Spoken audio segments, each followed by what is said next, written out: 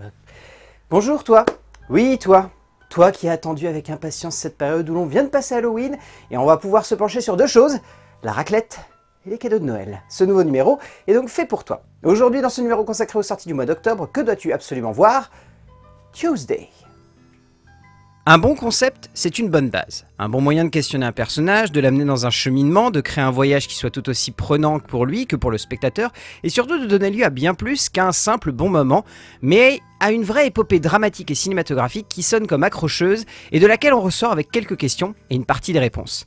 Dajna Onionas Puzic, après un premier court-métrage, nous offre ici ce qui aurait pu vite sombrer dans la bonne idée, mais celle plus courte que longue, mais la cinéaste croate parvient à construire et développer de telle sorte que l'on se laisse totalement emporter par une aventure cinématographique étonnante, dans une constante envie de ne pas laisser le spectateur perdu, mais également de jouer avec ses attentes, créant un cadre où tout peut arriver et où la mise en scène devient l'expression magnifique et symbolique des névroses et des attentes de ces deux héroïnes. Créant alors un voyage tout aussi unique que très métaphorique. Car au travers de la narration que nous offre la cinéaste, celle-ci veut tout aussi bien jouer avec la base de son concept, l'arrivée de cet oiseau dans cette maison et le changement qu'il va amener dans la vie de Tuesday et de sa mère, mais également la balance dramatique qui va se construire autour de cette mère et de son enfant, jouant à la carte du concept mais ne laissant pas de côté l'idée qu'une histoire doit avant tout être la base de celui-ci.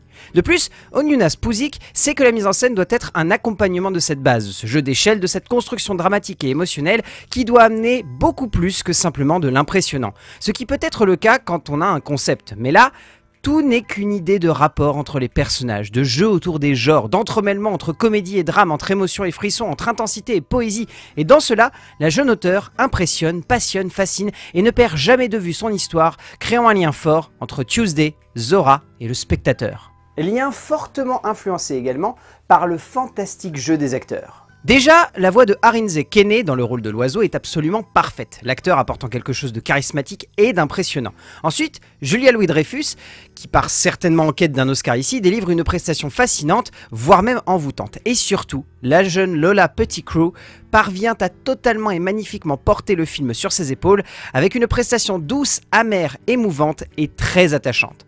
Résumer la proposition de Dajna Onionas Puzic à une bonne idée serait un gâchis, et n'avoir eu la chance de découvrir ce film qu'en VOD en est un autre, car clairement la cinéaste croate a pensé son film pour le cinéma, délivre un moment d'émotion et d'immersion passionnant, renforcé par un travail de l'esthétique mêlant avec une grande habileté, prise de risques visuels, effets spéciaux saisissants et instant de pure poésie esthétique, le tout au cœur d'une aventure splendide et attachante.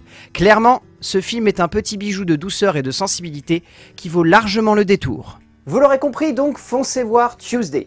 Car bien au-delà de se rendre compte une nouvelle fois que c'est une grande tristesse de voir A24 demander beaucoup trop d'argent aux distributeurs français, c'est surtout un film magnifique, un voyage très poétique, des actrices fantastiques, bref, un film absolument fantastique qu'il faut absolument regarder pour voyager.